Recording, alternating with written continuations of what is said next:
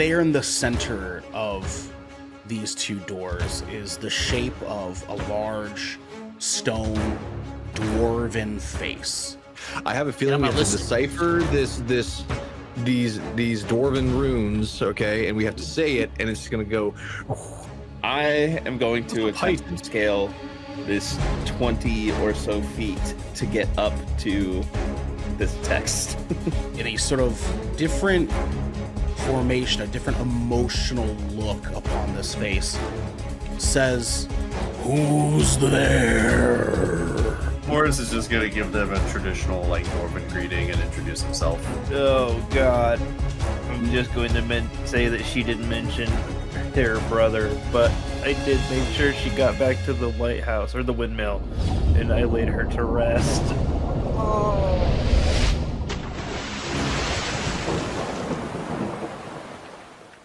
What's happening, everybody, and welcome to another session of Songs from the Abyss, where we like to put a story together that Xander is going to be very uncomfortable with. I am your DM, aka Daddy Mommy, Ernell Pearson, alongside my mains. It is Devin Brevin, the dude. Nightmare! We also have the Hellfire and Brimstone, Garrick Bartholomew Eaton. Panda crackers. Panda crackers is right, babe. You know, that's a move. That's a move, actually. We also have the Infinite Infant. It is DJ Symphony. I said I didn't like that. No, okay, my bad. My bad. Okay, I'll take it away. That'll be the last time. That'll be the last time. I thought we were past this. Yeah, my bad. He's been saying that for like weeks. He's been saying that for weeks. It's only been I know, like 2 but last weeks. week I said let's not. My bad. I didn't know how adamant you were about that. So last time, kid. Last time, BJ. Last time. We also have our bestest of friends. It is Pubmaster Drax, aka Sam. Skull. You forgot somebody. Forgot somebody. What are you talking about? Yeah, you forgot Elkhorn, dude. I got one of the my D&D figures. Yeah, but yeah, Elkhorn. No, you didn't introduce Xander, you dork. What the fuck are you? Would you let me? I'm always last, bro. He's always last. All right? He has that. He has a set order that he does this. I didn't realize that that DM stood for Devin Master. It does. I don't like the sound of that. Devin Master, the roles have been reversed. He brushes his mullet once a week and thinks he can fucking run shit. What? Like once a day. Once a You have week, to he brush looks the mullet. Jesus, Don't you have a muffler to fix on your pickup truck, my guy? No, it's a transmission on a Jeep. To appease the Devin Master, we next have my little Thai peanut. It's Xander. Oh, hey, hello, pip pip the doodly doo. Okay. I just want everybody to know he gave me a hard time, but he was gonna forget. He just gaslit me. I literally go in the rotation of the layout. It's like from left to right. You know what I'm saying? Like swoop it. I swoop it like you do with your mullet once a week.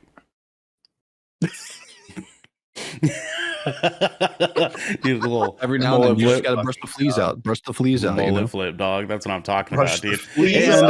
This is immaculate. This is showered twice a day, okay? And speaking of showering twice a day, we are here to play some D&D, gentlemen, and I'm excited to do so, which is the antithesis of showering twice a day, unfortunately. Yeah, I know. I only showered once yesterday. That's crazy. Just once. Yeah, me too. I already showered dude. this morning. He did. He really this did. climate, bro. He actually did our meeting in the shower. It's crazy. I did. Pretty impressive, dude. He was like, fuck AirPods, you know what I'm saying? Like, I don't need them to work.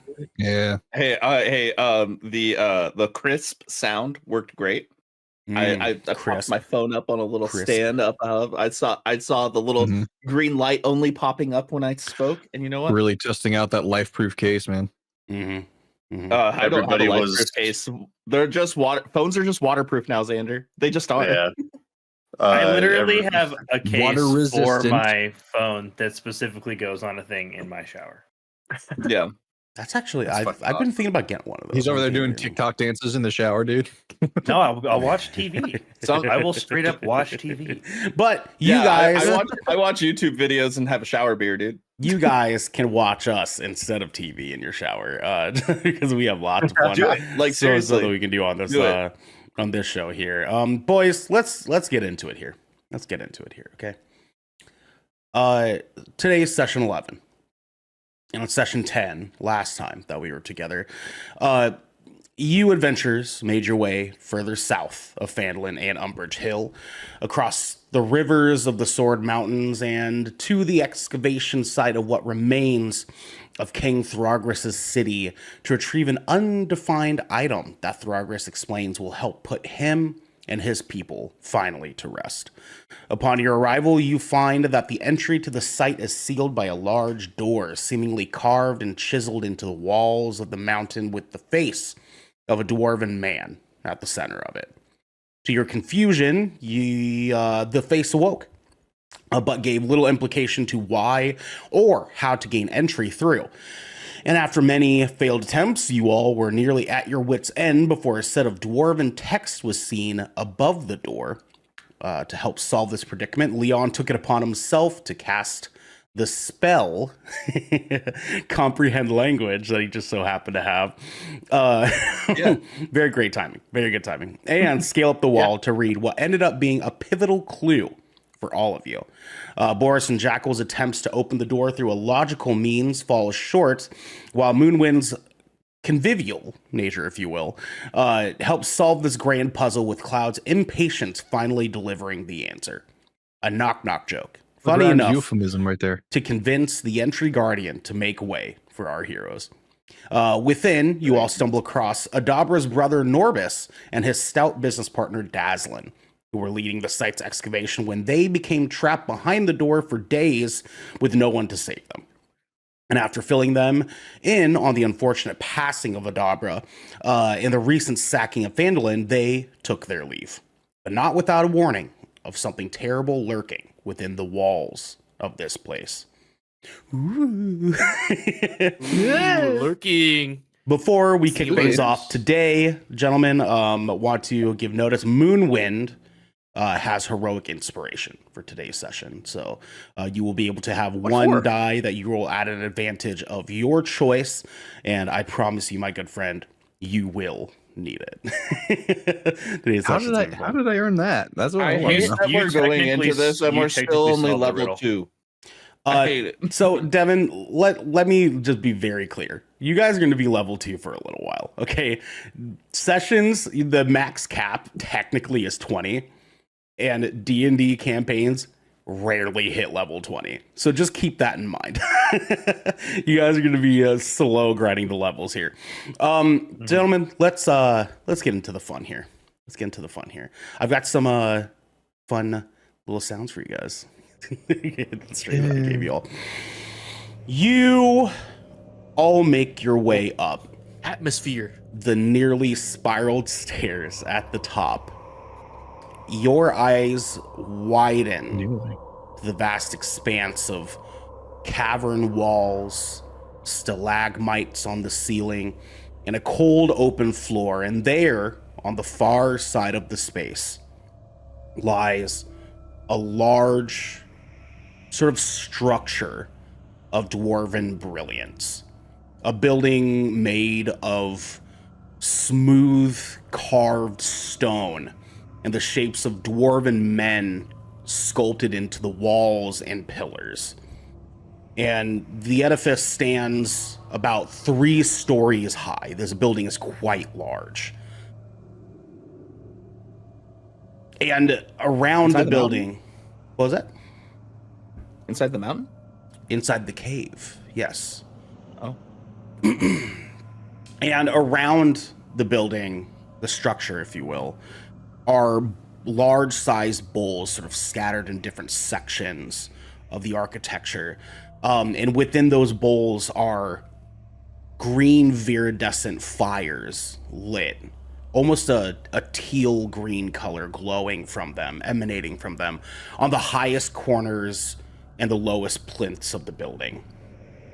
The quiet sounds of water droplets falling from the very apex of the cavern trickles all around all of you, acting as sort of a tranquil parallel to the smell of damp stone that fills the air and the mossy taste sitting in the back of your throats.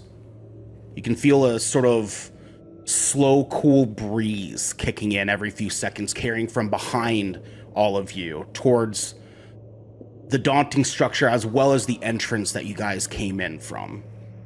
And when another breath of wind passes you by, your eyes sort of carry over to the gleaming light. Very, very bright teal green light at the very center of this building's sort of structure. And instead of the king that once perched upon this throne that sits there behind the glowing green, there is now the shape of a sizable axe struck down into the middle of the seat, glowing brightly and engulfed in an eerie green teal flame. And as you guys can sort of see it from in front of you, you can hear the whispers of what sounds like hundreds of voices slowly creep up the back of your mind, saying, "Release us. Please, you must help us. We were betrayed." And they echo between both of your ears, spinning all around you, but very quietly. What do you all do? Well, that's clearly a magical item ahead of us. Y'all hear that shit too? I hear lots of things, unfortunately. It's called having a pact. Well, I thought you were gonna say you have ears, but I mean, I would look at the tips. I would like to look around, like step a little closer, but also look around, like take one step. I want to take one step closer, but like look around the area between us and this item. Okay, roll me a perception check, please. Okay. All right. That is going to be 15 total. So as you sort of look around, you do notice that there's some smaller rocks sort of littered on the ground between you guys and the actual structure. And realistically speaking, at this point, you guys are sort of standing in the middle of this large cavern. And this structure is only about 20 feet in front of you guys. It's not that far. Very easily within walking distance in front of you. I'm kind of like assessing the area. I want to make sure that there's no like booby traps or anything like that. I want to try and like no traps or anything. Nothing of immediate danger within sight of you guys. Leon. I too want to notice Moonwind looking around, and I too want to roll a perception check. We can have all of you actually go ahead and roll perception checks if you can. oh, Go perception. Ahead. Okay. Perception. Perception. It's 21 total. 21. Okay. Crack ass 20 for me. Crack ass 20. For Jackal. Okay. All right. Cloud. Yeah. 23. Boris. 19. Oh, nice. Okay, so all of you sort of are kind That's of amazing, peering actually. around the cave, and you guys can see that this cave is just such a wonderful expression of dwarven architecture. You can tell that like this cavern has existed, but there's somewhat of a chaotic organization to this cavern that sort of leads beautifully to this building that's in front of you guys. And what you do notice is that the glowing green, the glowing teal green that's coming from the flames in the bowls on the building are not exclusive to those fires. It's also a sort of low, dim teal glowing from behind the building as well, sort of insinuating some kind of light shining from behind the building too. arguably cracks in the cavern or some sort of way that the outside light is getting in. Does this flame, like the color of this flame, match the color that we saw when the dwarven spirits came out? Yes, it does. Okay. And then you said there's an axe in this like throne. There's an axe that is planted blade down into the throne, sort of looking as if someone had struck the axe into the seat of the stone throne itself. What kind of axe is it? Is it like a great axe? Is it a one-handed? Like, you guys will have to approach to kind of get a little bit further of a detail here. But from what you what you can just sort of see in front of you, it looks like a dwarven war axe. Let me double check. I think I have identify, and I want to identify that. Let me see the casting properties. Okay. Devin, please shift your microphone a little bit closer to your mouth. Yeah. Sorry. I was looking at my character sheet here. I do have identify. I'm just making sure I have a pearl in my inventory. You do not, no. Pearls are hard to come by, unless you guys have gone to the Sword Coast itself. Yeah. Can I just physically walk up to the axe and start to inspect it? If you would like to, yes, absolutely. So, Cloud, you sort of unspokenly go up and approach the axe, approach the throne. And as you move towards it, you can see that this eerie green fire that's in the bowls of the building is also engulfing the axe itself too. This flame blade or its entirety. Its entirety. And this flame doesn't look like a normal flame, obviously, because it's a teal green, but secondly, it looks sort of like a figment of a flame. It's not actually on fire. It seems to be this sort of weird, almost spell-like fire. Does it exude any heat? No. You do notice that as you sort of approach it, there's not really a change in temperature as you come across it. I have detect magic that has no component cost. If you would like to use it, you can approach with Cloud. And, without touching the axe, do I notice anything particular about it aside from it? So as you're now approaching it, you're noticing that the axe itself is... Go ahead and roll me a history check, please.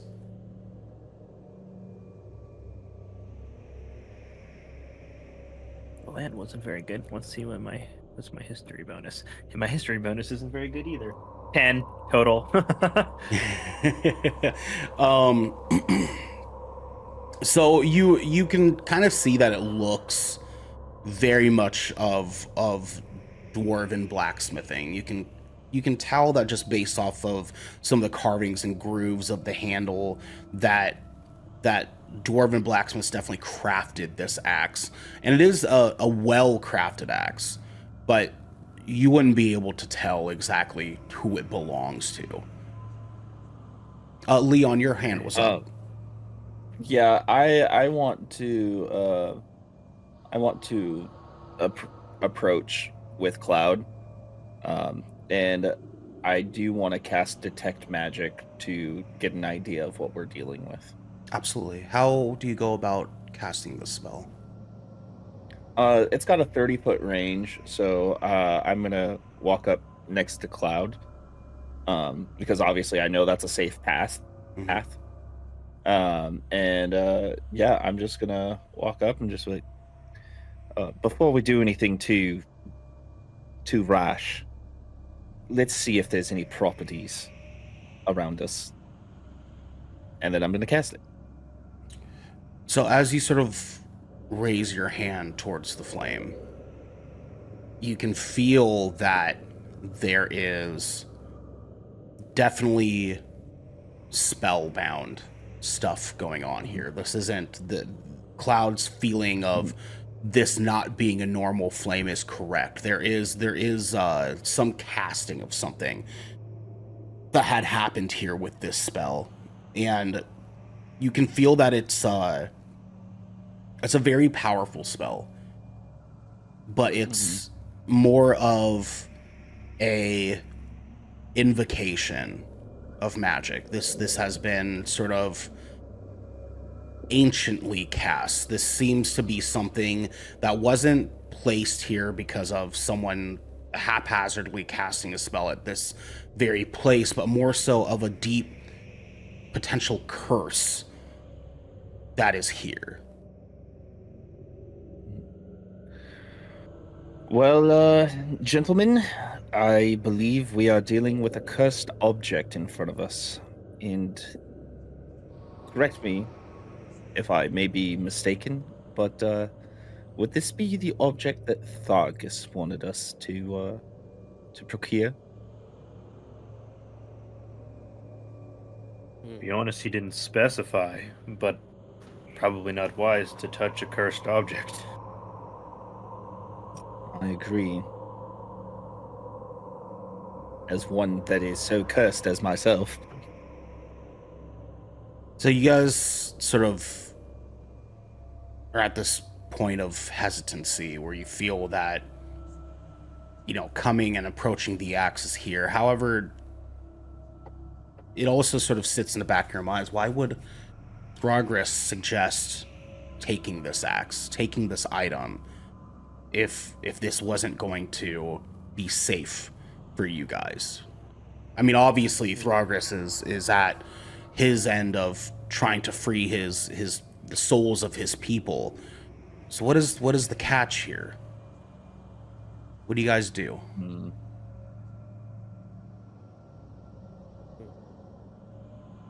Is there I'd any like to other approach the axe. passages? Sorry, Moonwind, give me 1 second. Leon, what was that? Is there any other passages around us, or is it just the one passage leading to this area? It's only the one passage leading to this Okay. area. Yes. So that means there's no other objects hidden or altars or anything that we No. could. There's only one visible way in and out of this cavern. Okay. Correct. Yes. I'm just Okay. making sure. Yeah. Yeah. Understandable. Moonwind. I'd like to approach the axe and reach out to grab it. Jackal is going to see Moonwind walk. Yeah, can I try to and stop him from doing that? like, what the fuck are you doing? Could both of you roll me a strength check, please? Moonwind and Jackal and Cloud. All three. Yes. Nat 20, baby. Same, Woo! actually. Wow. We just yanked this guy back. So yeah. So Like, he Moonwind. flies I just wanted to backward. put my hand out to like stop his hand. Like I'm not trying to be rough. I'd just be like, hey, don't do that. Yes. Moonwind, you go to try to approach, and Cloud and Jackal both just sort of like Cloud moving his arm in your way to your approach, and Jackal sort of grabbing the back of your robes as you sort of step forward there. What do you guys do with that? Could I interject with something? Go Because ahead. given my Hey. history, Yeah. Okay. Go ahead. given my history and everything that has happened, I would like to look over at them and say, let's be honest here. I don't really have anything else to lose. What harm could be done? Brother, you almost died twice, or you did die twice. All right, third time's gonna be the charm. So let one of us handle that, and it was gonna be me. So we may Jackal, have to pick the axe up. That's not the point. I start Let's not walking. make I start hasty walking towards the decisions. axe. I I want to start- stop Jackal. I want to stop Jackal real quick, and I just want to be like, "Hey, I'm already cursed. If anybody should touch this, it should be me." Oh, look at this guy. He's Leon gonna and be a hero. Jackal, please both roll strength checks.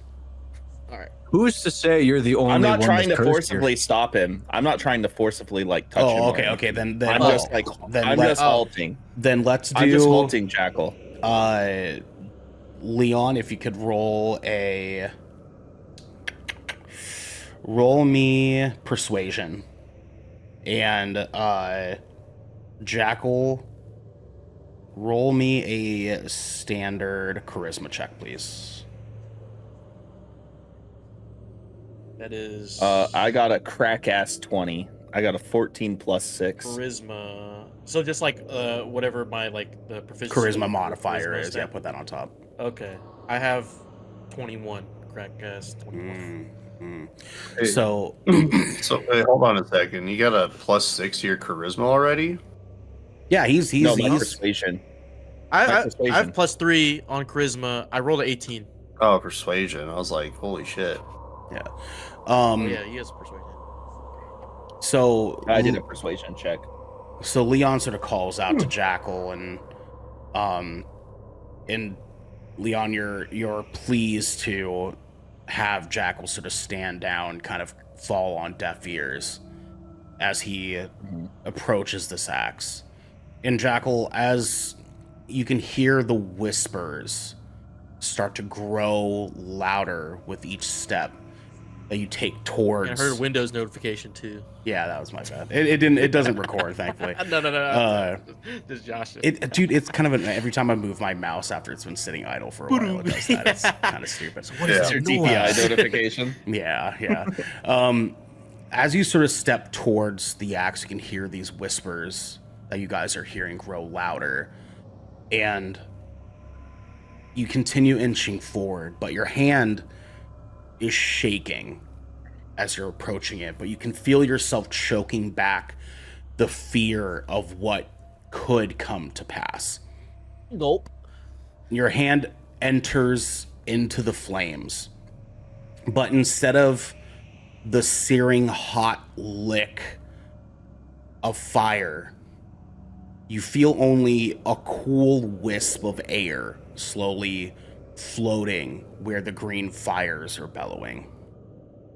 And your hand meets the haft of the axe, and you grasp it. And in what feels to be a fraction of a second, Only grasp it. you suddenly feel your eyes grow heavy as everything around you sort of melts into dark reds and blacks. And you're now placed just meters from the very spot you were kneeled before just moments ago. Standing completely still in front of you is a familiar man with shoulder-length, stringy hair, light blue skin, and draped in beautifully, carefully sewn robes. His arms are lifted into the air with the axe that you were just grasping. And as you sort of slowly move around the figure, floating around it, you can see the deep, glowing blue eyes that you guys had just seen earlier this day. And beneath the unknown man, leaned back against the steps of his throne, is Thrargris, with one hand up in a desperate attempt to sort of bludgeon the blow that the unknown man is destined to be delivering to him. And as this nearly tangible memory unfolds before you, you can't help but feel this overwhelming need to help Thrargris in this moment of need. And you slowly reach out a hand towards his, but as you are just inches from placing a finger upon the palm of the Dwarven King, you are interrupted by a high-toned pitch of a voice saying, "Whoa, what's that?" And you're suddenly heaved backwards into the tunnel of crimson and ebony hues passing by you until you slowly open your eyes and feel the cool, smooth wood of dwarven craftsmanship within your palms. And the fire is now gone. You all turn to follow where the voice came from that all of you just heard. And you lay your eyes upon the sight of two children poking their heads out from behind a fairly sized stone. A recognizable little boy and girl, with the boy covering his own mouth. And the girl turned towards him, saying, You knob! Why'd you do that? What do you guys do? Well, Jackal turns around with the axe still in his hand. He's just looking at it, everyone else, and then looking at the children, looking back. What the fuck? Do we recognize the voices of the children? For the children in general? Children from the tavern, dude. Is You it guys- Pip and Gilly? You guys peer just a little bit closer and see both of them, their heads both still poking out. And you can recognize the shoulder length brown hair and the golden hair of the boy. It is Pip and Gilly. And they have followed you all this distance. Somehow unknowingly, they've been just sneaky enough to be able to make it here with all of you. Moonwind. Really? Even with our, I would like 20+ perception to checks? air Jenesy float right in front of them and just kind of I kind of want to reprimand them because I had full trust in insert barkeep's name here. I'm bad with names. Stonehill. Toblin? Yeah, Toblin Stonehill. I was like, does Toblin know you're here? And Gilly looks up at you with sort of glistened eyes and says, "Well, no, sir. We kind of passed him by, didn't we?" And she looks over at Pip, and he looks back at you also with sort of swollen eyes and says, "Yeah, you see, he was taking a nap, and, well, I mean, we wanted to make sure you all were safe." I understand that, but it just to paint a picture for you, we are adults, you are children. How in the blazes did you think that if you were going to come across any monsters or any creatures of the sort, how would you defend yourself? Is anyone else? I'm flabbergasted at this point. I'm just like, And because so I had that moment with Toblin in the tavern. I was like, I want to make sure that you keep an eye on these kids, and I'm like sitting here because kids are my soft spot. Kids are my fucking don't. I swear to God, as the daddy mommy, don't you fucking kill these kids. Pip and Gilly both sort of like see you kind of becoming erratic, and they turn towards Boris.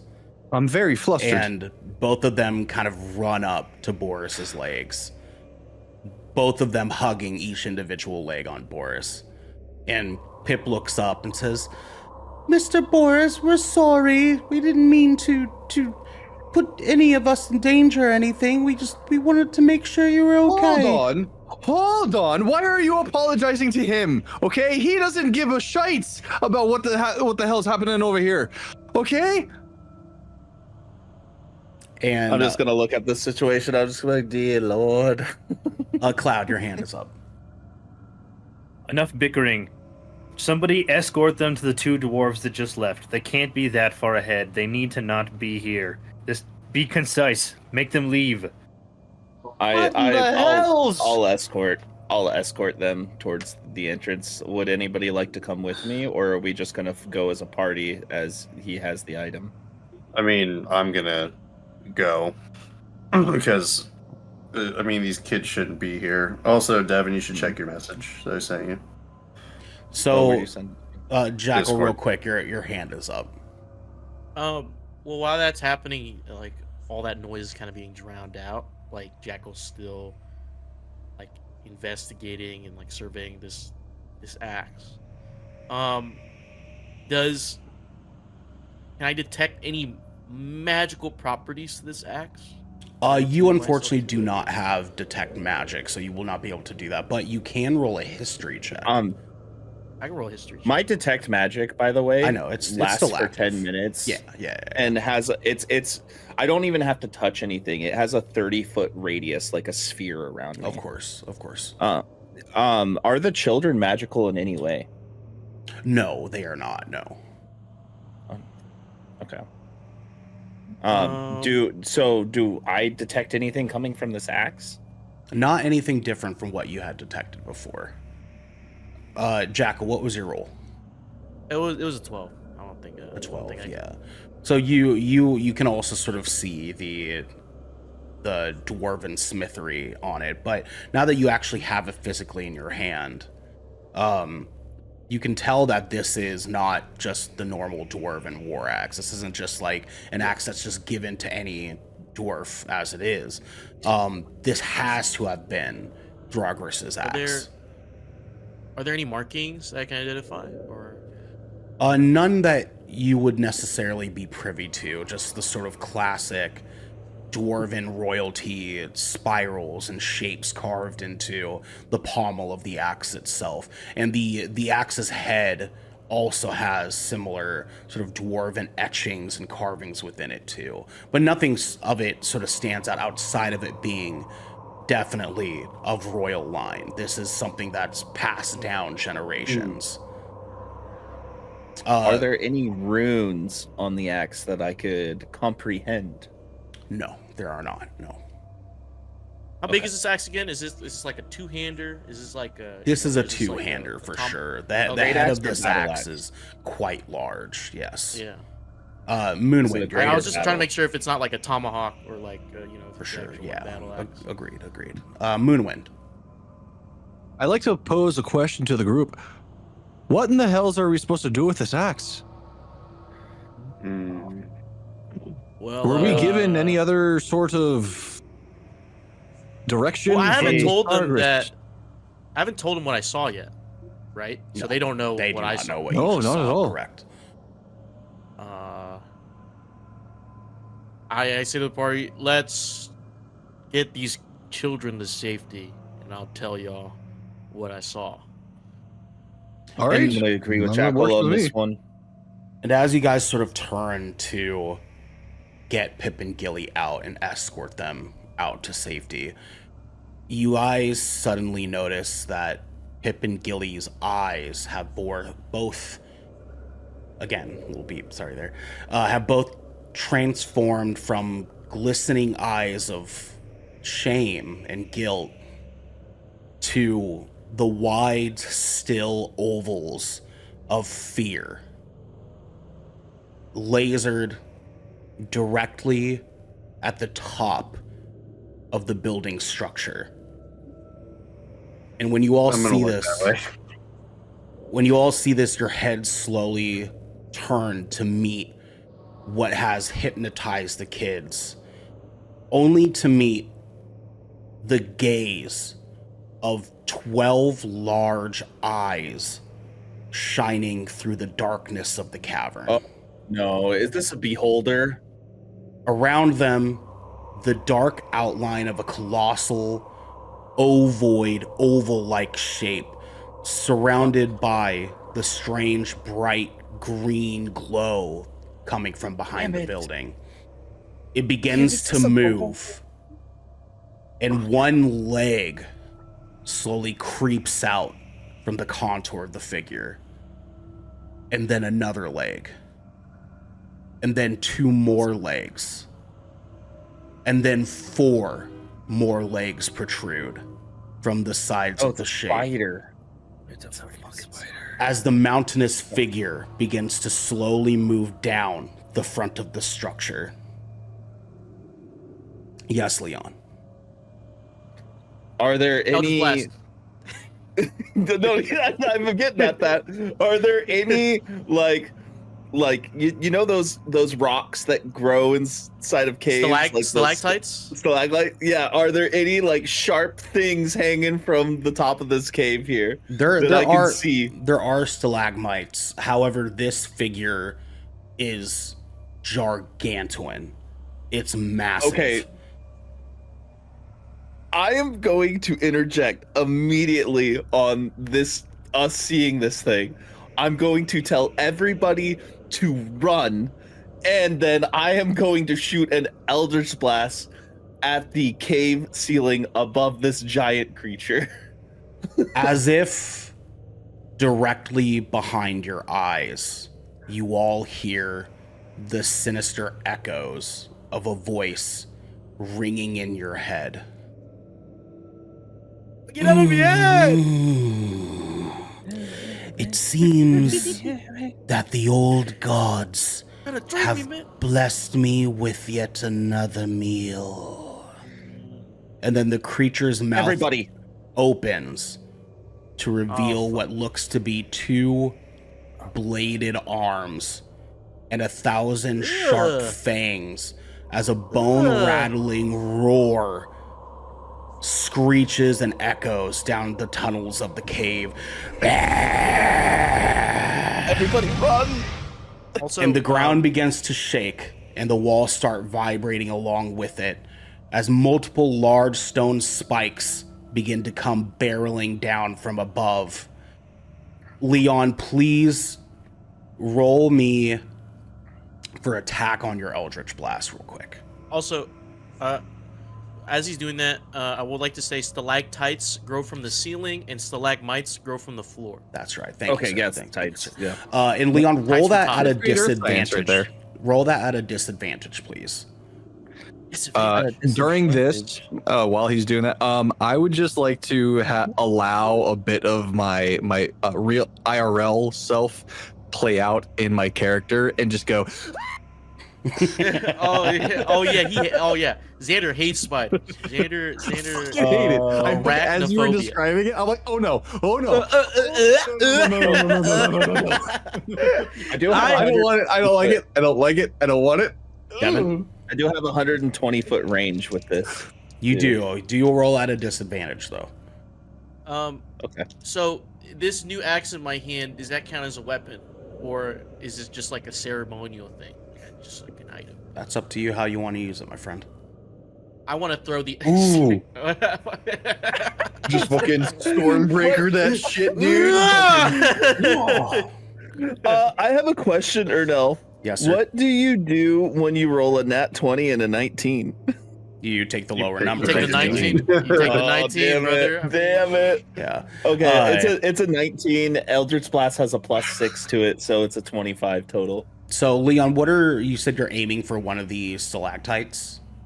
I'm aiming for the ceiling right above this creature because I want to make as many rocks and things fall on this thing while as I blast this, I want to tell everybody to run and just run towards the entrance that we came from. So, Leon, you raise your hand up, and the purple glow from your Eldritch spells comes emanating from your hand, and you blast the blast forward straight into the ceiling, and a large explosion of rocks comes flying from the ceiling itself. And the stalactites begin falling, not just from the roar of the spider, but from your blast itself. And one decent-sized stalactite falls just upon the backside of the spider and crumbles into pieces on top of it. The spider We have to run. Is seemingly unaffected by this. However, all of you, please roll me a dexterity check. We are going to see if you guys can dodge the falling stalactites. Fuck me, dude. Fuck. Critical failure, dude. I got a nat 1. Nat 1? God, dude, that's worse. That's worse. I got 19 total. I'm getting a fucking stalactite to the goddamn thigh, dude. So Devin, you got. Hold on, one at a time. Devin, you got what? I got 19. 19. I want to try and do something heroic. Cloud, tell me if this is possible. I mean, okay. 14. No, hold on, Xander. Hold on. Cloud, one more time. 14 total. 14. Jackal, what was yours again? I got a fucking 9. I think Jackal's too enamored by the axe and wanting to use it. Okay. Boris? Just wasn't paying attention. I got a 17 total. 17. And Moonwind, you got your natural 1. So I wanted to ask though, do you take the natural 1 as the critical failure, or would you allow me to apply my +5? Well, so you can either you don't apply the +5 to natural ones. Okay. But I will allow you to use your heroic die if you would like to. Fuck yeah. Okay. Fuck yeah. So go ahead and roll once more and take the higher number. All right. Just don't roll another one. Okay, that's a 12. That's a 12, so it'd be plus 5, so 17. 17. So, 17. Just to give you a heads up, Moonwind, if you didn't do that, your character probably would have died here. So He died Yeah, again. no, that's what I'm Fuck, saying. bro. That's what I'm saying. and I'm saying that because both Jackal and Moonwind have to take 1d10 of damage.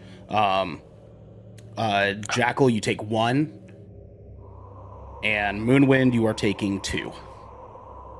Okay. Okay. Damn. Yeah, Leon, go ahead. What were you wanting to do with your? I wanted to almost like try and.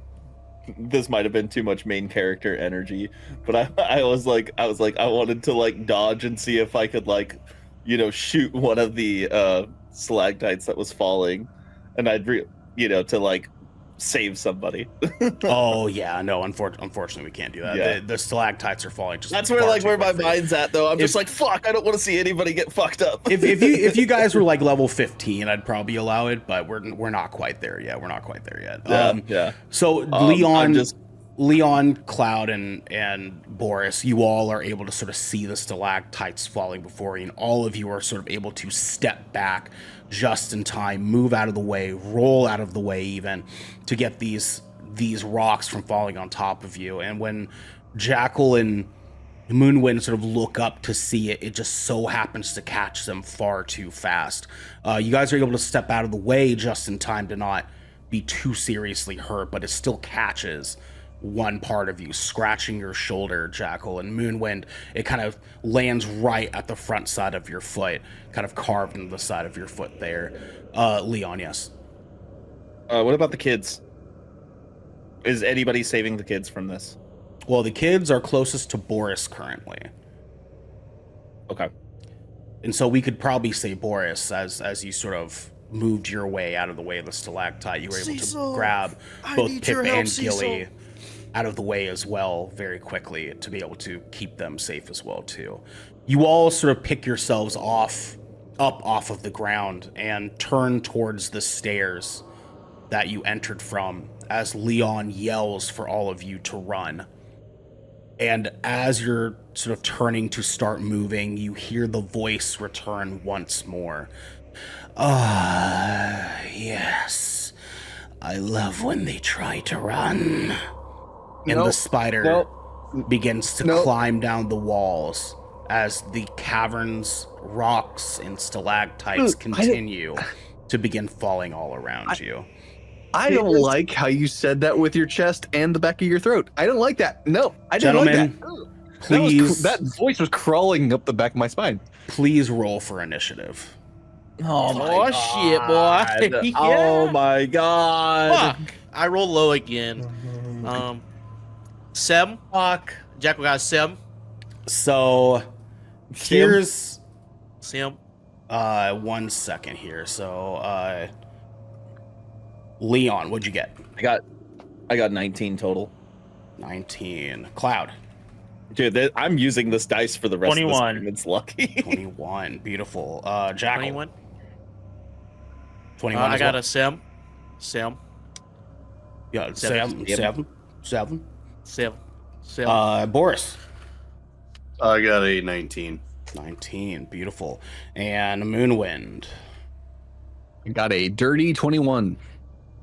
21. Beautiful. Leon and Boris, would you guys like to discuss who will move before each other between you two? I have a higher Boris can- dexterity. Yeah, Boris higher can move. dexterity. Okay, sweet. That's the Yeah. tiebreaker is you go off the initiative Yeah, bonus. yeah. Also, I'm gonna opt to trade my 19 initiative for a 21 with any of the monks. Okay. I was gonna say you guys could do that. Cloud What's and Moonwind. what's your initiative bonus? I have a 19. I want to trade initiative so I can go first. That's one of his abilities. Yeah, I I was think gonna it's say- smart. Yeah, I have I alert. think it's smart. Yeah, I was gonna say what's your initiative bonus? Garrick? I have 19 total. Like I got 19 total. Yeah, Because you got you would 21. You would go before me, Yeah. essentially. So Cloud and Moonwind, which of you want to give it up to Boris? Well, that's what I was gonna say. Whoever has the higher initiative bonus between me and Garrick, Oh, that's who you were asking was Cloud. Okay. Yeah. But Garrick, what is +4? +4? And Moonwind, what's yours? Mine's +3, so I can give up mine. Sure. Okay. So I'll be on a 21, and then Moonwind will take my spot. Sweet. Yep. And, Alert's fucking dope. all right. Yeah, it is. And your spot underneath Leon, meaning, right? All right. And so No. Would Moonwind still go before me? Because I was gonna. Moonwind has a higher dexterity I than me, believe right? so. Yeah. Correct. Okay. Cool. Yeah. All right, so gentlemen, what we are going to be doing today, and firstly, I must open up a map for all of you, as well as cue the wonderful music for this. We have today a chase scenario, and here's the deal. I think that D&D 5e's chase rules are super fucking lame. So this is going to be the one thing I allow us to do that is homebrewed, versus doing it by the classic 5e rules, because 5e rules would slow this down to a screeching fucking halt. So I have some home rules set up for how we will be doing this chase today. Are you boys ready? Because you're going to need to pay close attention to how we're going to be doing this. So firstly, All right. you guys are starting about 30 feet ahead of the spider that is in front of you. And the spider's name, by the way, is Kezerick. So just you guys understand that we are going to be going into that way. Kezerick has a movement speed of 60 feet. Fuck. Very fast. At the beginning of each of your guys' movement, you guys have to roll a Constitution saving throw.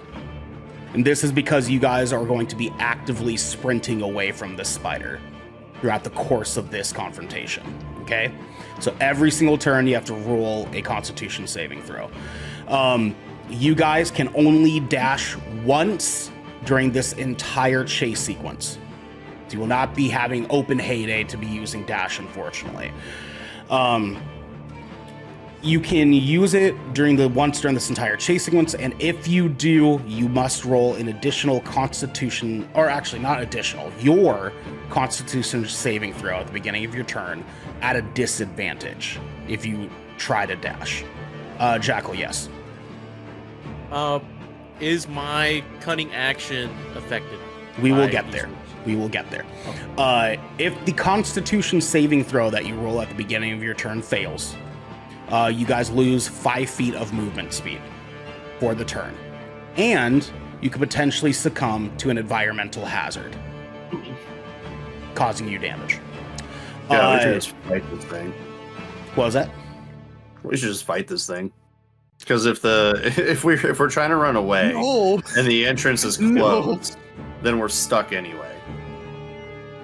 Well, we have stalactites falling on us. I don't think we have a choice to sit and fight. I'm not gonna lie. Or you guys I have an can. idea. It's going to be a very, very high risk. Very high risk. So, Leon. the other If we thing, fight, Okay, hold on. Boris, for you it. finished your thought. So the other thing too is like if I can attack with my longbow, I can slow it down by 10 feet. I have the slow property. Right. That's right. true. So But the slowdown of 10 feet still has it at a 50-foot speed, which is faster than you guys are. However, let me continue with the rules, and maybe we guys can kind of understand the scope of it. And then you guys can choose if you want to stay and fight. That is totally fine, too. Each turn, you guys get 1 movement and 1 action of any kind. So that means you're equipping a weapon, that means attacking, anything physical would be one choice that you can make. You can cast a spell as one of those action choices. You can survey the environment while you guys are running to sort of look to see if there's anything in the way. You can help someone that has potentially fallen or is getting slow. You can react to an environmental hazard that is coming your way. You will also be able to tactically come up with a plan for something that is approaching you guys as you are doing this chase. Each of you, I've sort of given what I'm calling a martial class action suited to your class, to be able to kind of give you guys a little bit of an interesting take while you guys are doing this chase. For the monks, Moon, Wind, and Cloud, you guys can roll advantage on any checks that have to do with vertical surfaces or environmental actions. So if you guys need to jump over something, you guys get advantage on that. Boris, you would get advantage on any looking for something or surveying something during the chase, and you are allowed both a looking around action and a social action at the same time. Jackal, you have advantage on anything that is tactile or tactical, excuse me. So any sort of helping someone sort of maneuver an environmental hazard. And Leon, you get advantage on any spells that are used specifically to remove environmental hazards in your way. Again, you guys can only dash once during this entire chase. Class abilities that allow you to move at an additional distance, a la Jackal's Cunning Action, will allow you to move at an additional distance for the turn for one extra dash. So you get 2 dashes for you to be able to do, but that is your limit there, DJ. Okay. Any action made involving using an object in your hand on a turn that you also were moving will require a sleight of hand check. So if you want to attack with anything, you will have to roll for sleight of hand with a DC of 13. If you do not take an action at all, if you fail that sleight of hand check, no action is taken. But if you are successful, you will further slow down Kezarik's movement speed by 5 feet for every attack that you guys make. So Boris could potentially do up to 15 feet of slowing down. Ranged weapon attacks while moving require a sleight of hand check, and their attack is rolled at a disadvantage. So you get a big benefit out of it, Boris, for using your bow. However, you are rolling at a disadvantage. If you are successful, I would allow an additional 10 feet to be slowed down instead of 5 for Kezarik. And the sleight of hand rule for using an item in your hand or anything is consistent with you guys carrying or passing off Pip and Gilly to another player. Oh, shit. In which, if you guys succeed, the child will be safe, but if you fail, the child will be dropped, and that child would have to make a death saving throw on Kezarik's next turn, unless the player is able to come and grab the child before Kezarik can get to them. All players who choose to not take a movement during a turn, which you can decide to not move, will completely negate the need of a sleight of hand check when you go for an attack. And it will allow you to do an advantage on attack roll. However, this comes at a very big risk because Kezarik is still moving towards you, meaning that Kezarik will gain advantage on his next attack coming the next turn. Whoever is carrying Pip and Gilly has a movement speed reduction of 5 feet per child. And lastly, you guys each have 60 seconds each to complete your turn. I will have a timer running actively for each of your turns, so you have to make your decisions quickly. Okay. Leon, you weren't already ready? What the fuck? Leon had 19. Cloud was going 21. And 21. Jackal ran 7. And Leon was taking 19. Boris, we're technically giving you 22. And Moonwind is taking technically 20. There we go.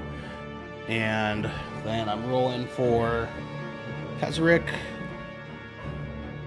2. Plus Kezarik's 5. So let's see more of that. Going to be 7. go. Use that dice for the. Use that dice. You know? Please, please. I love it. I love it. And now I Okay, can gentlemen. work with that.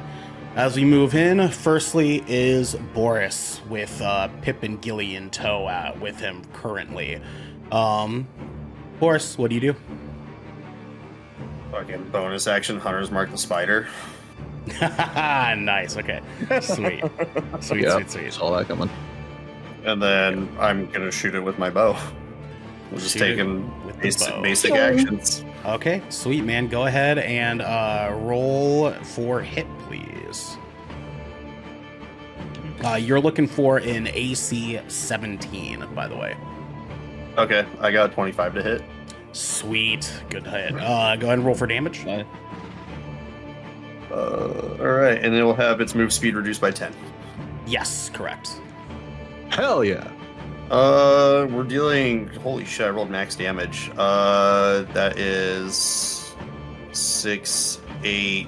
That's what is that? That's 14, 18 damage. 18 damage. Sweet. Okay. And And then Yeah, baby.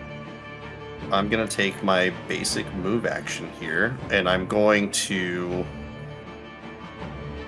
have them basically attached at my hip here, so like I'm basically gonna run with them, like just they're like holding on to me, and I'm Okay. just gonna go 1, 2, 3, 4, and I'm gonna yell to Cloud to grab them and take them, and I will slow this thing down as much as I possibly can. sweet. Take the children. And Yeah. that will be Boris's turn. Let me get my timer reset here.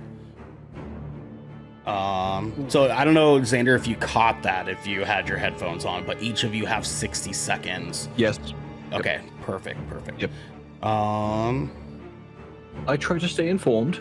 sweet. Okay, and Boris, that will be your turn, sir. We shall move to back to the initiative order. Next. Actually, sorry, my apologies. Boris, you pull the bow back and you shoot off one shot towards Kezarek, and the arrow goes landing straight into one of its eyes, and it sort of jumps up and arms up, screeches into the air, and you guys can feel the entire cavern shake once more. Cloud, begin your turn now. So I would like to run past Boris and do. So I make this the sleight of hand movement as I'm moving. I don't have to stop moving to do it, correct? Sleight of hand is for attacking or doing anything with an object. I will allow you to pick up Pip and Gilly without a sleight of hand. Okay, perfect. Okay, that's awesome. That is pretty much exactly what I'm going to do then. Is I will just move the 5, 10, 15. I will take Pip and Gilly, and then 20, 25, 30. Just Sweet. that's gonna be it. It's gonna be it for me. We're moving Okay. towards the stairs. 40 seconds. Beautiful. So you charge forward, leaping towards your hind legs and arms, and you pick up the kids and sort of toss them onto your back as you continue forward on both your hands and feet. Next, we have Moonwind, and your turn starts now. Okay, so what I would like to do is just keep on moving. I'm gonna keep on moving. Let me see. Let me grab my character real quick. I'm just moving forward. 1, 2. What was our movement again? 6 squares. In this? 6 squares. 6 squares. So we got. What's your I was move right speed here. on your sheet? 1. It is 45 feet walking. Yeah, so that means you get to move 9 squares. Okay. No. So 1, 2, 3, 4, 5, 6, 7, 8, 9. Moonwind's like, Yeah, He's Straight up, fucking dude. booking it, dude. I'm not joking. Straight up, I am Jackie fuck Chan. hey, Hey, kids, 6 man. seconds. 6 seconds left. 6 seconds left. Do we And perceive that's any it. dribbles That's it. coming out of his pants while he runs? Potentially. Next, Leon, your turn starts now.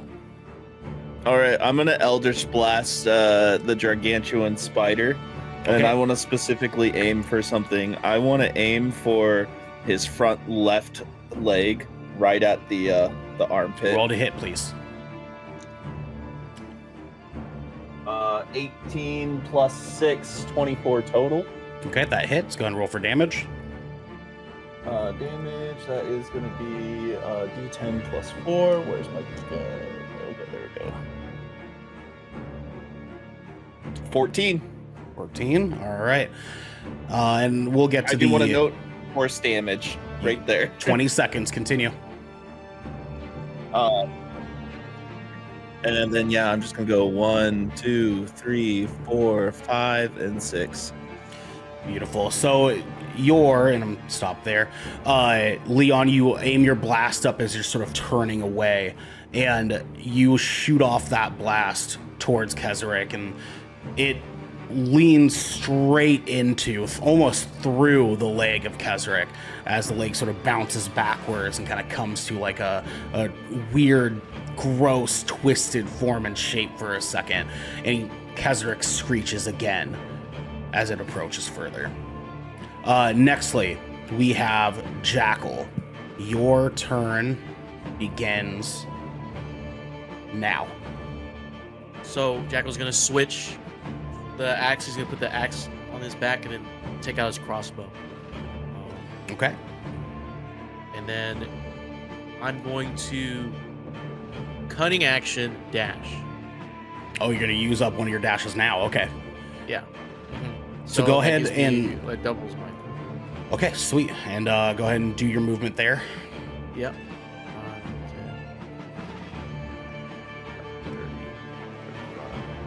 40, 45, 50, 55, 60 right here. Beautiful. Okay. And that will be your turn there. And now we move to Kezarek. Is going to firstly move his 50 feet because of Boris's minus 10. Actually, it's minus 15 because of Leon's attack puts at another 5 feet additional. So let me see here. 1, 2, 3, 4, 5, 6, 7,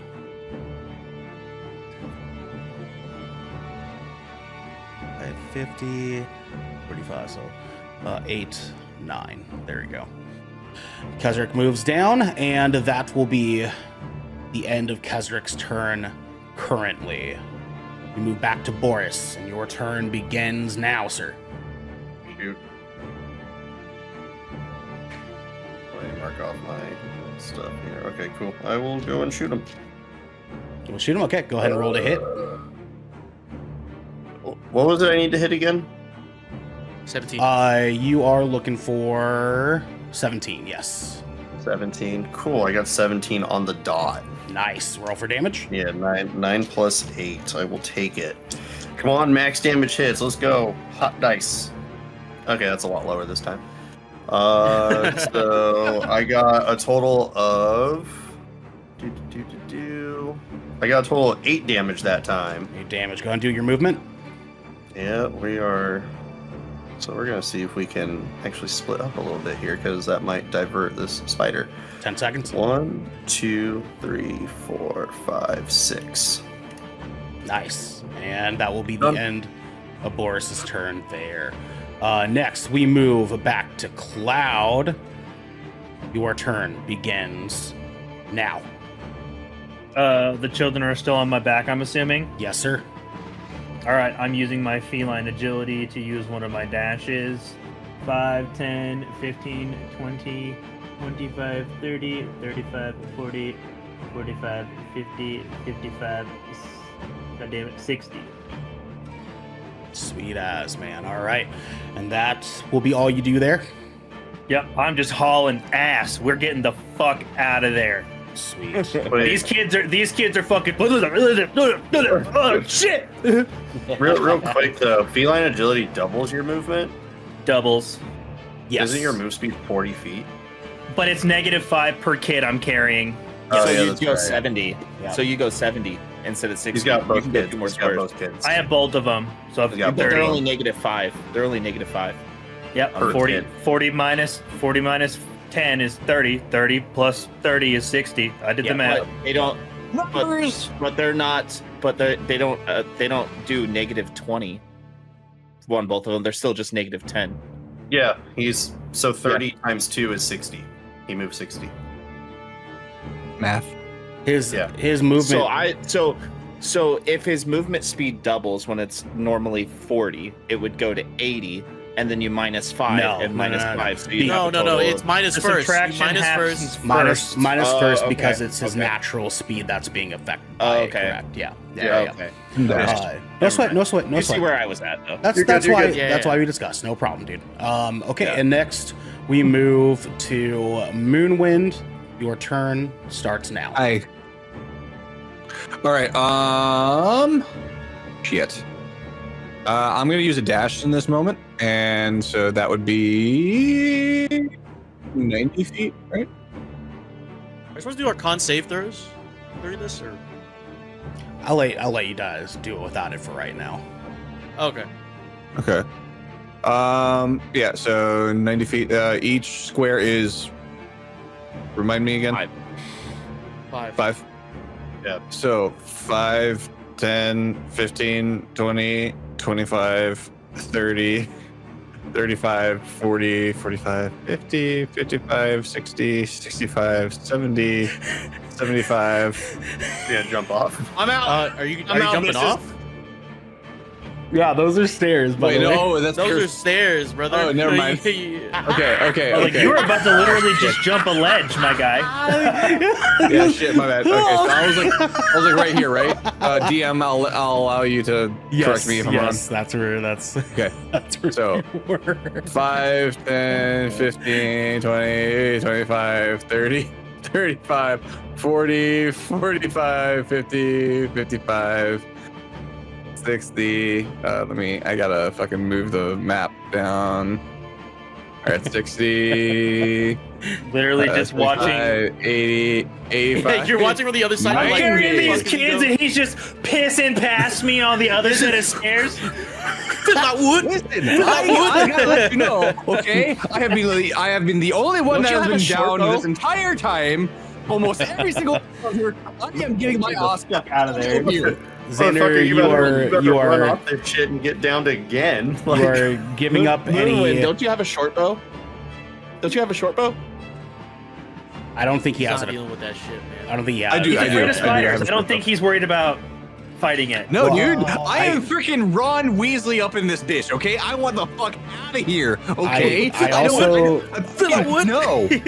He I don't This think he thing- has this- it equipped right now currently. But This anyways, thing that is it has 6 legs more than Nope. it should. Okay, Chase, you guys are dying. You guys are gonna die. Leon, it is your turn starting now. I'm gonna Eldritch Blast the same leg and the same spot. Okay, go ahead and fire with off to force hit. damage. 15 plus 6, 21. Okay. I'll roll a d10. Yep. Got a 10 again. 14 damage. Same spot. Going for the same spot. So again, okay, sweet. And go ahead and do your movement.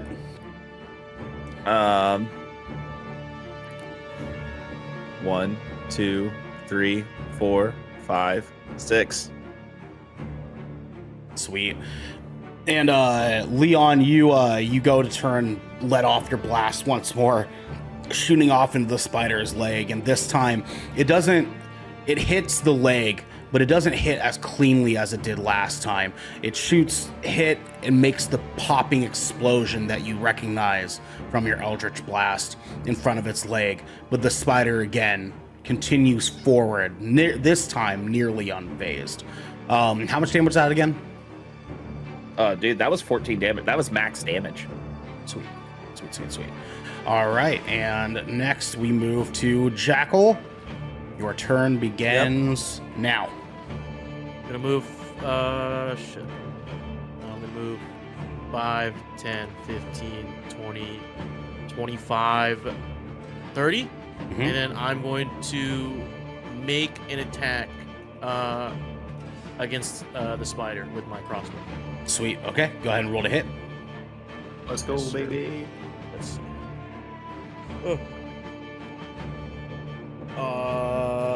18 plus 6, that's like 24. 24, okay. Yeah, And 24. sweet. So yes, that hits. Go ahead and roll for damage. 15 seconds. 10 damage. 10. Sweet. Okay. And so you knock your bow back, you let off the shot as it sweeps into the air and lands right into another one of the spider's eyes there on the front of its body. And it screeches once more and sort of twitches and stops and then looks back up towards all of you with its feet sort of planting itself further into the ground. Next we have Kezarick. Kezarick is going to be moving so that Leon and Boris and DJ, you guys were effective there, right? So okay. And Boris has his additional -10 with his attack as well. Correct. I'm just trying to do that. So was that 25? 15, 20, 25, 40, 45. It'd be 20. Yes, it would. There. Or he would just move back one of those squares, yeah. Yeah. Okay. All right. Moving and shooting. And now we move back to Boris. Sweet. This time I'm going to move first, then shoot. We'll go 1, 2, 3, 4, 5, 6. Let's go ahead and shoot. Ooh, that's a 25 to hit, sir. Oh, very nice. Okay. Oh yeah. All right, rolling damage, baby. Come on, big damage. Oh, dude, that's one short for max damage again. Fuck. How much was it? I rolled. Let's see, it's 12. That's 17 damage. 17. Okay. Yep, and then that is my turn. All right, so you let off your shot, and it goes sort of searing upwards and downward, almost as if purposeful, swooping through the air, and lands right into the side of the mouth of Kezarick. And Kezarick sort of moves forward on it, but stops for a second to sort of flinch and shake the arrow off. Next, we have Cloud. Your turn begins now. You're still just running with them kids down them stairs. 5, 10, 15, 20, 35, 30. That's gonna be it. All right, booking sweet. And that will be the end of Cloud's turn there. Next, we have Moonwind. And your turn begins. I'm gonna move. Now. Go ahead. I'm gonna move 5, 10, 15, 20, 25, 30, 35, 40, 45. Sweet. All right. And I end my turn. Okay. Up there. And next we have Leon. All right, you already know the game. We're doing an Eldritch Blast. All right, go to roll to hit. 18 again, with total 24. And roll for damage. Yep. I got 9 plus 4 is 13. Dude, I'm aiming for that leg. I'm going for force damage. I'm trying to just consistently attack this leg. I'm gonna take it off at the joint. Okay, so you let off another purple shot from your palm, and it shoots straight into the knee area, the joint of the large spider leg. And as you hit it, the clean hit goes through once more, and the spider sort of tucks its arm inward as it does, sort of crippling its leg a little bit. It's got it hugged closer to its chest now. Next, we have Jackal. Well, I haven't moved yet. Oh yeah, go ahead. No. My mistake. I'll allow you just because I stopped your timer. 3, 4, 5, 6. Okay. Sweet. And Jackal, your turn begins now. Yep. I said, funnel him to the ledge! And then 1, 2, 3, 4, and 5 right here. I'm going to sit right here, and I'm making another attack towards Kezra. Okay, go and roll to Attack hit. the legs.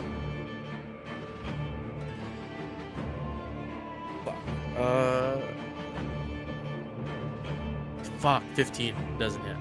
15. Ooh, okay. Yeah, so you let off your shot, and when you do, you kind of feel it leave your fingers just It's slightly. It's a crossbow. Oh, your crossbow. I thought you were using a longbow. Sorry. No. Yeah, you let off your bolt shot, and when it sends through to the air, Kezric's sort of bladed, hinged fangs coming out the side of its mouth are able to sort of swat it away from its face. And now we move to Kezric to move here. It's like, fuck. So we have... It's okay, buddy. It's okay. minus 15, so the 10 from Boris and 5 from Leon, correct? And an additional 5 from Boris, right? Well, it's Because is it additional 5, Boris, or is it just 10 instead of 5?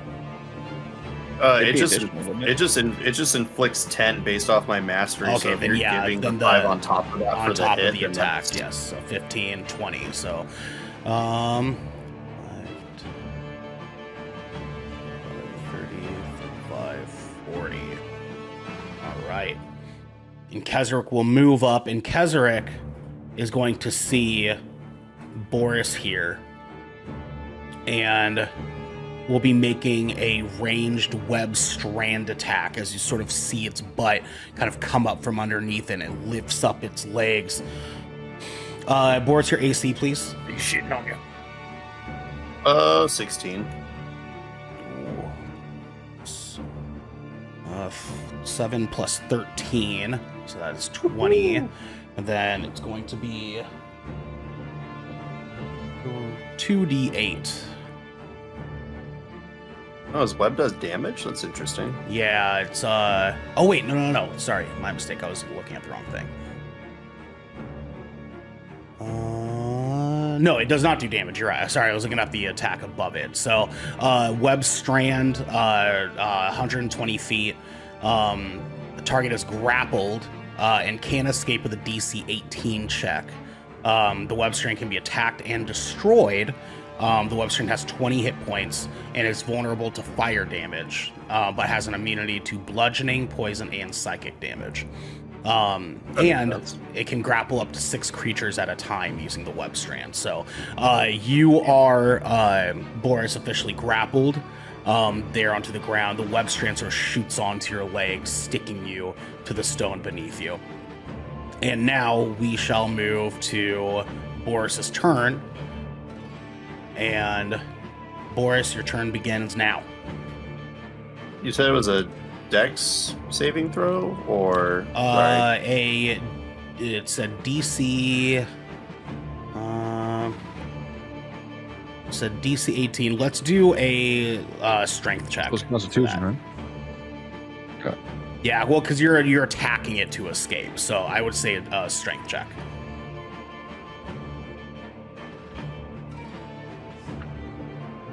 I just rolled a nat 20. Nice. Okay, so Boris, you chuck that fucking web right in light between work. and break free there. And go ahead and continue with your turn, sir. I'll give you an additional 10 seconds just because the semantics. I feel like we don't celebrate nat 20s Boris, enough. continue.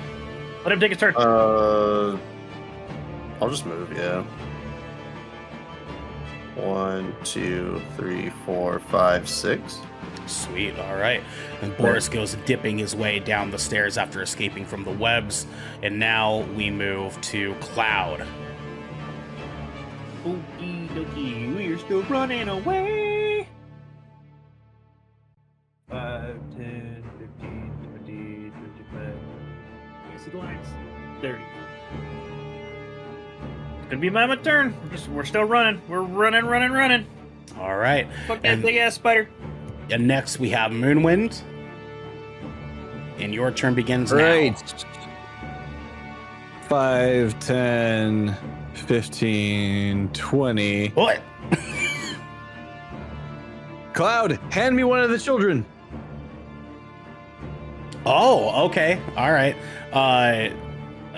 Cloud, roll me a sleight of hand check, and Moonwind, roll a sleight of hand check.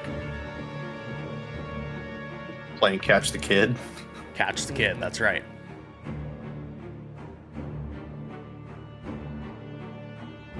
Mm, 19. 19 total. Sorry, 11. 11. Okay, sweet. So, yeah, Cloud, who do you want to toss, Pip or Gilly? I don't know, man. I'm literally not even gonna think about it. You're just Whoever's gonna on my go. You're right just gonna shoulder, go. I'm literally So just gonna grab one child from my right child and just hug. I'm like gargoyling in the air. DM, roll a d20. If it's odd, it's Pip. I'll do it. I'll do it right now. I'll do it right now. Okay, even that's gonna be Gilly. That's gonna be Gilly. So Gilly. you toss Gilly gets Gilly heated. into the air, and she goes swimming through the air towards Moonwind, and Moonwind is able to safely grasp her and cradle her into his arms. And that will be the end of Moonwind's turn there. Next, we move to Leon. Your turn starts now. All right, I'm gonna firebolt this motherfucker in the face. Ooh, sweet. Okay, go ahead and roll for hit. 16 plus 6. That's gonna be 22. Okay, go ahead and roll for damage. I'll drop my dice. That will be a nice 7 with no additional, but Nice. I'm aiming at his face this time with firebolt. 7, sweet. Okay, so you sort of turn and snap. Oh yeah, sorry. Take your movement real quick. Take your movement. Okay. We're gonna go 1, 2, 3, 4, 5, and 6. Sweet. So yeah, you go and turn towards the spider, and you snap your finger towards it, aiming directly at its finger, and this flies straight at its face, shooting out another one of its eyes there, and goes straight through its head. And you see it sort of leap up and move its arms up, and its little crippled arm that you had just shot through many times sort of reaches out and extends in anger, and the spider comes back down to its feet. Next, we have Jackal. Your turn begins now. Jackal looks down over the ledge. How steep is it? 60 feet. Shoot then go. 60 Shoot then go. feet. Can you scale the pillars? Yeah, like is this pillar like below me? Can I like? Is that like a little bit like of leverage? I'll allow it. I mean, you have your little thingies, don't you? Yeah, Jackal's gonna move 5, 10 to the edge of the ledge, and I'm gonna take my action. Okay. And your action's gonna be. I'm gonna shoot this thing with my crossbow again. Oh, sweet. Okay. Go ahead and roll for damage. You got 20 seconds. Roll to hit. Sorry. That is 21. 21. And Okay. then- Sweet. Roll for damage. 10 again. Okay. You have more movement speed. You want to? Oh no, that No. The jump's gonna be an action. Yeah. Sorry. Okay. And sorry. One more time. How much damage? 10. 10. Okay. All right, so you go running up to the edge and you turn with your crossbow and let off that bolt, and it goes flying straight into the mouth of Kezarek, and it shoots right into the back of its left sort of cheek side, if you will, and it screeches once more and sort of shakes ferociously and then continues to move forward. Next, we have Kezarek is up, and this time Kezarek does not have Boris's 15 feet negation because there was no attack made. But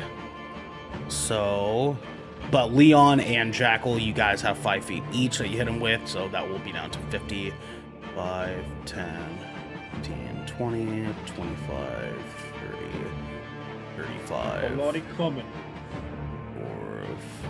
40, yes. 35. Kezrick will stop there. And Kezrick is going to make an attack towards Jackal here. Let's see. What's going on here? Kezrick's gonna try to bite Jackal. Okay. And Jackal, your AC? 15. Wow. You roll 1, or did you crit? It was one off. So just to make this very real for you, Kezrick has a plus 13 to his attacks, and one technically. So yeah, Kezrick will go over to try to chomp onto Jackal, and Jackal will just step right backwards to the very edge of that precipice, and the bite will miss. Next, we move back to Boris. Your turn begins now. Fucking shoot and go, man. We just shoot and go. That's all it is, man. Just fucking shoot and go. Come on, crit. That was actually close. I got a 17 total to hit. Okay, go ahead and roll damage. Sweet. All right.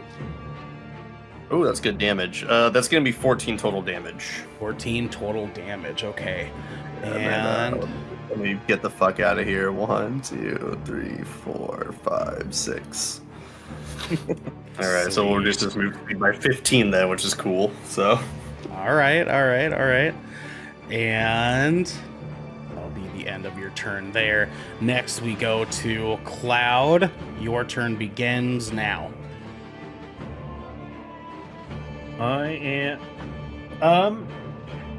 The exit tunnel for the room, is it in the center, like at the bottom of the stairs? Is that where I need to be heading towards to leave? Correct. So that like big sort of oval shape there just below Kezrick and Jackal, that is the door you guys came in through. Okay, gotcha, okay. That's not Yeah, the I'm at the cliff dwarven right here. You door, just but gotta that's get like to the the hole. entrance into the cavern. Okay, so it loops down and then in. Okay, gotcha. Right, yeah. So I need to go 5, 10, 15, 20, 25, 30. See that? I think it's right here is 35. Because I've got one less kid, and that'll be my turn. Okay. And that will move us to Moonwind's turn. And That leaves me at Moonwind, 40. your turn begins now. 5, 10, 15, 20, 25, 30, 35. I'm out, right? Correct. You are out, so we will go ahead and just have you stay there for a moment. We will disappear you here. Okay. So Moonwind has left. I've been disappeared. And I will kind of keep track loosely of like where you guys are distance-wise of each other. Next, we have Leon.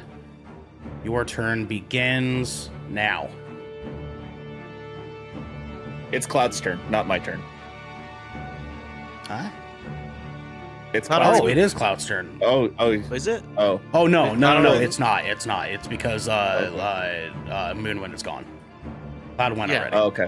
Yeah. Don't move. All right. Kezrick. Yeah. I didn't mean to. Something happened where it said the game got paused. And then Yeah, it came that was my bad. I'm going to Eldritch Blast this motherfucker in the face. Okay, sweet. And go ahead and roll to hit. 22 total. 22, okay. And roll for damage. 11. Okay. Make your movement. Can I dash still or no? You have one dash. I'm just letting you guys I'm know gonna this use now, it. though. You guys have 3 more maps to go through. Oh, we do. 1, 2. I gotta zoom in. Okay. 3, 4, 5. 6, 7. What does my dash go up to again? It doubles from what I understand. Oh, okay. So that was 7, 8, 9, 10, 11, 12. And then we'll call that out. You will be good there, my friend. Next we have Jackal. You are up. Your turn begins. Can I still use cunning action to disengage, or no? No. See, I told you, man. Don't mention me some bullshit. I know that.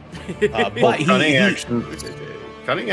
He's in combat. It's a rogue ability. You can do that as a bonus action per turn. Because of the homebrew thing that we're doing here, the cunning action is physically just replaced as an additional dash.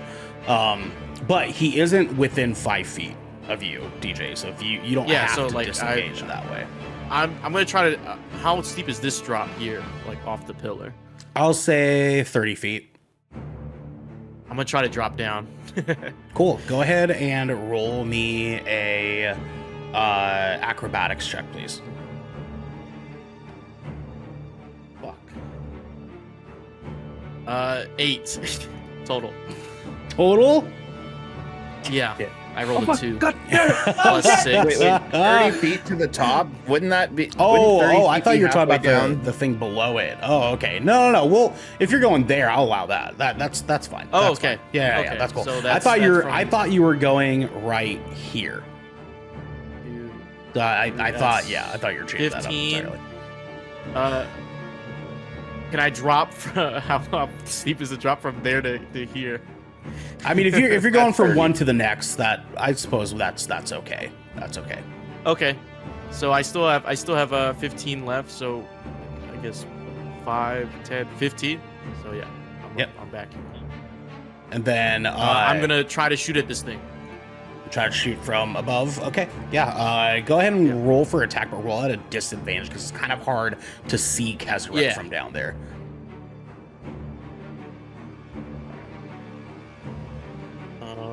15 seconds. Fuck. Nat 1. Oh wow. Okay. Yeah. So so Jackal, you go leaping down these 2 different platforms, and as you do, you're kind of just trying to look cool as fuck while you're doing it, right? So you let off this crossbow shot as you take that last landing, and the bolt goes king and like clicks right off the very edge of the platform above you. Next, we have Keswick, who will now be moving his way down these stairs. And let's see, you guys had 2 successful attacks, if I remember correctly? Yeah, Boris is 15 and my 5. That's right, okay. So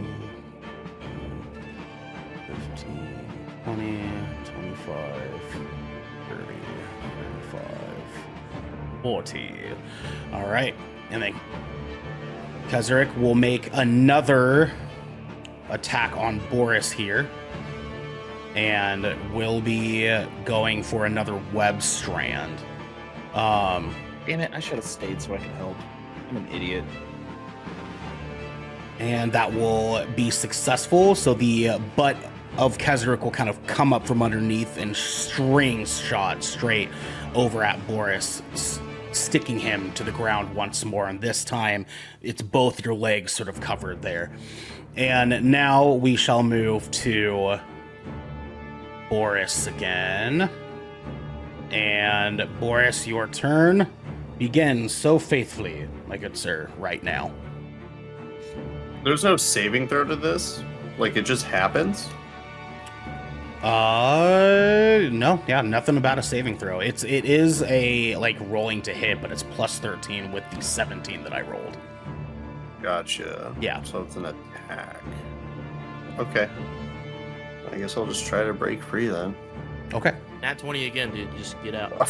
Dude, you said it and I just rolled it. Like, I'm not even kidding. Dead ass. No fucking way, dude. Hold on. It's so I'm easy, right? not- It's so easy. I'm not moving. Hold on. Let me see if I can Yeah, focus move. this real quick. Hold on. Yeah. Let's see. Okay. You're going on a journey with me. Oh yeah. Oh yeah, brother. All right, Boris, complete your movement here. Then after your escape from the webs. You can't keep me down, baby. All right. I'll go 1, 2, 3, 4. Whoops. 4, 5, 6. Let's get some cover. All right, sweet, dude. And funny. we shall now move to. I mean, here's the thing, right? So, Cloud's pretty much at the gate. You're pretty much going to be exiting there. What we will do is call this good for here. Jackal, I'm assuming you're going to be making a movement on your next turn. That's just going to have you going out the exit door, correct? Yeah, but I wanted to make an attack. No, that's totally fine. That's totally fine. Cloud, we're going to consider you already through the door here. That's good. And so we're going to move towards Jackal now, very quickly. Jackal, go ahead and do your thing. Your turn begins now. I'm gonna try to roll to attack the spider. Okay, go ahead. I got a 18. 18? Okay, sweet. That 18, definitely hits. Go ahead and roll for man. damage. Yes, 12. Max 12, sweet. Okay, and go ahead and take your movement. Yep, I'm gonna go. I have to move down right off this pillar. So Yep. So just do your movement, but -5 for landing off the pillar. okay, 5, 10, 15, 20, 25 right there. Sweet, okay. And that will be your turn there. Kezrick will now move towards Boris here again. And this time we're going to try to see the grids here. 10, 15, 20, 25, 30, 35, 40, 45, 50, 55. Ah, shit. And He's got like an 80 move. what was that? It's 60. Damn, that was like 60. a lot. Damn. Yeah, I'm counting off the very front square, like bottom square that is of his circle. So it looks like it, but the math is still there. So, but yeah, 60 is where he's at. And then I don't think anybody got any successful hits on him this past turn. So, I did. I hit him. Or -5. well, that was the last Or turn, not wasn't it? anyone Because else. you only did movement this Yeah. time. So, Yeah. Boris, Kezrick will make an attack on you for bite. That'll be a 18 plus 13. So, bite has 2d8 Better not be poisonous. damage. Fuck. That'll be 7, 1. So 8 damage total. And that will be piercing damage. And that should be good to go there. So Kezrick will come up and open its teeth agape and wide and come clamping down towards you. And it's able to get its teeth just lodged and scratched across the backside of you here. And Boris, go ahead and what would you like to do for your turn, sir? Go ahead and begin now. I mean, I'm just gonna. You're gonna make movement and just head on out. Yeah, I'm just gonna move. Yeah. Sweet. Okay. Yeah. Cool. All right. And then now I need everybody to make me a dexterity check once more. All right. Ooh, that's a good one. I got an a 8. crack ass 20. Crack ass 20. All right. 19 total. 18 total. Okay. I got 22. 22. Okay. 16. 16. Sweet. Go and go. All right. Did anybody else not give me their number? I feel like I didn't get one from Jackal. I got 8. 8. Okay, got cool. 8. Sweet. All right. Not And sweet. No, your not dice, sweet at all. your dice do not like you today. No, they don't. that's for sure. And you boys come to the very entrance of the excavation site here. And here from outside, you guys notice, firstly, it's now nighttime. And the sun has come down. You all can still hear the river as you are coming out and exiting the doors. And there across the river, you guys can see Dazzlin and Norbis sort of walking away from across the river. They're not within earshot. They're definitely not anywhere close, as you can sort of see based on the map here. But they are still within range that could potentially put them in danger of this chase here. Next, we shall... let me see here. Boris, and then Cloud, Jackal, Leon, Moonwind. Oh, sweet. Okay, it got it. Dope.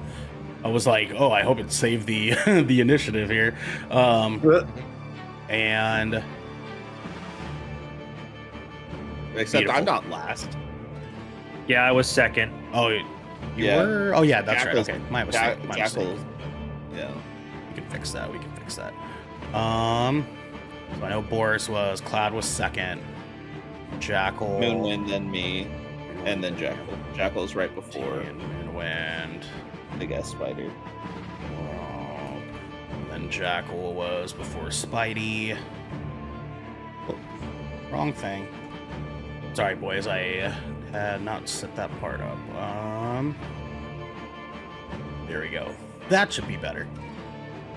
Yep. Right? Yep. Okay, cool. All right. And just to give you guys the heads up, this will be your last rotation of turns, and we will get to it. Gentlemen, we will move to Boris. Actually, Boris, let's, if it's cool with you, because the guys haven't taken too many other turns, if we could have Cloud go before you just for this round here. That's fine. Cloud, let's go ahead and move to you. Your turn will start now. I'm obviously just going to continue running away. 5, Run 10, away! 15, 20, 25, 30, 35. All right, and then that will be the end of Cloud's turn here. And that's right, Cloud, you're only going to be continuing to Yeah, move. just moving. Sweet, okay. Moonwind, it is now your turn. You begin now. All right, I move 5, 10, 15, 20, 25, 30, 35, 40. Okay. And my turn. All right, and that will be there. Next, we have Leon. I'm going to roll to do a Eldritch Blast, and I really want to try and take off that leg.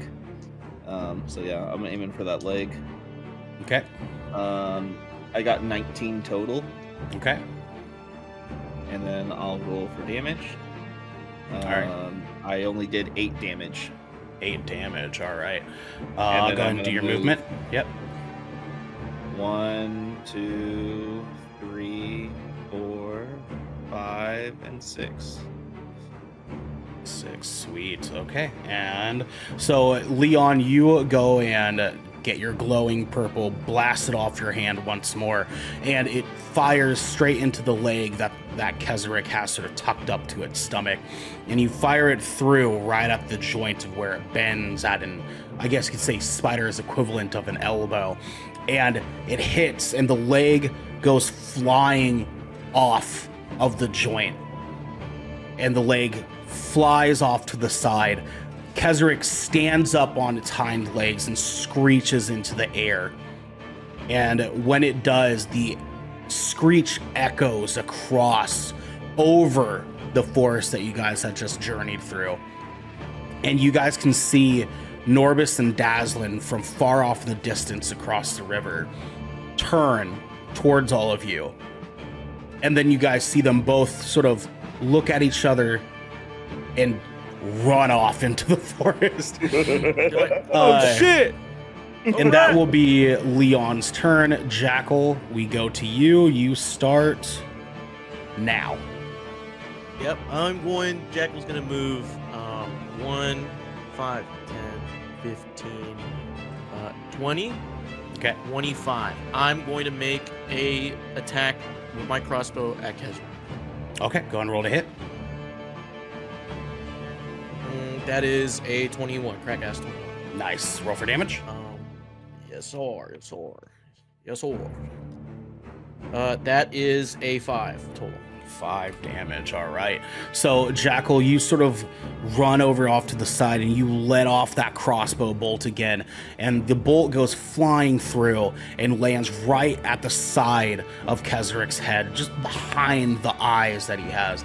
And you can see him sort of hit back, react to the bolt, and sort of twist back with its legs and shakes it off real quick as Kezric continues forward. Boris, get back! And Boris, we will actually let you go ahead and take your turn now and kind of impede on the initiative here. Boris! Cool. 1, 2, 3, 4, 5. You literate son of a bitch! Run! 6. Problem is like, if I just keep moving, then Jackal's kind of fucked. I mean, don't worry about me, man. I got him. Yeah, okay, cool. So 6, 7, 8, 9, 10, 11, 12. So sweet if you say so. Yeah, right on, dude. Sweet. Yeah, cool. So, Boris, we'll go ahead. You're going to take any kind of action? Just double. He's just running. I'm done. Okay, and then now Kezrec will come to their turn. Kezrec is going to move forward here.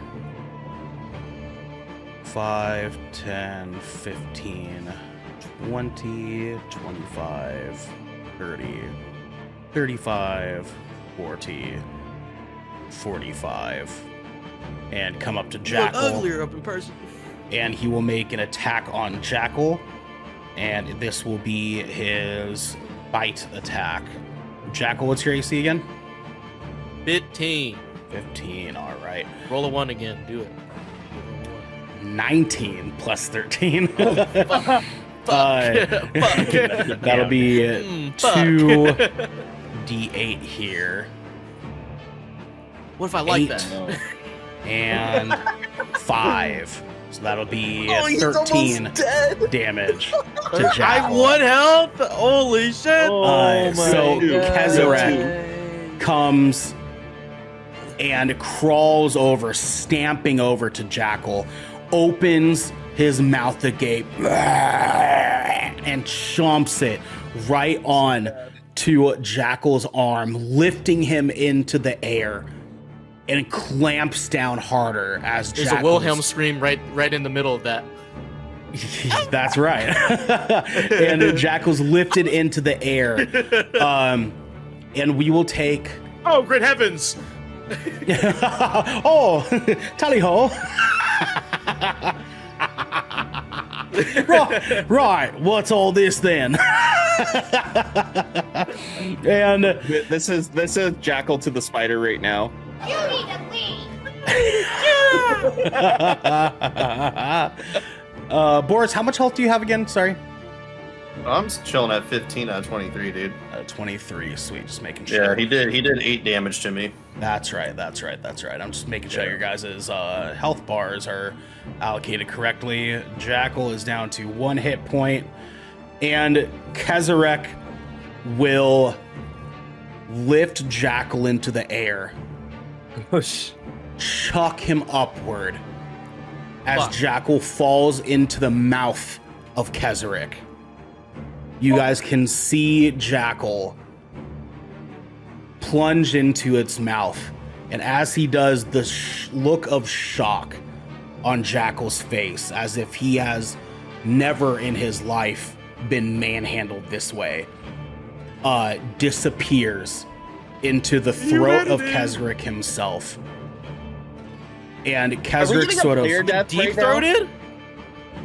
Kesrick sort of clamps his legs outward, stamps onto the ground, and you guys can sort of see this glow in front of Kesrick, just underneath his mouth, kind of appearing upward.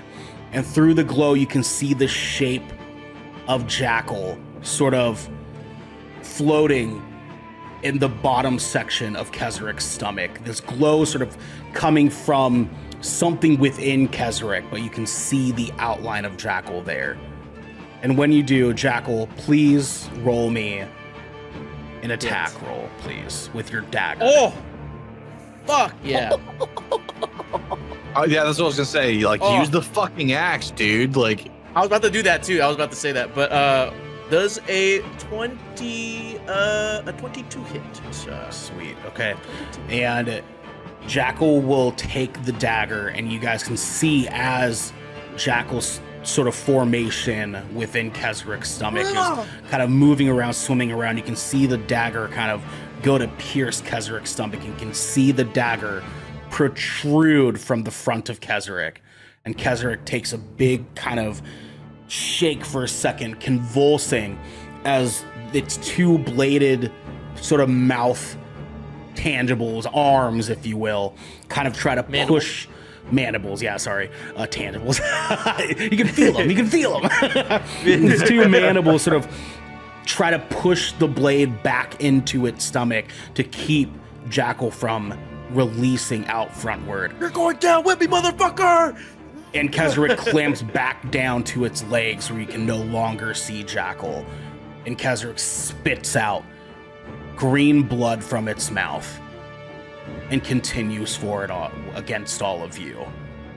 And that will be the end of our session today, gentlemen. We'll continue on the bridge, the spider chase next week. I am so excited for this for you guys because it's going to get real hot real quick. Everyone at home, thank you guys for coming in and hanging out with us. This is going to be a good time. Sorry we metagamed a little bit. It's our first time kind of coming into a weird situation like this. So, boys, thank you for being so patient with me, and I'm excited for us to continue on with this here next week. It's going to be a good time. It's going to be a good time.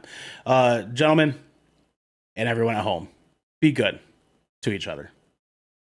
Let me in. really do. Let me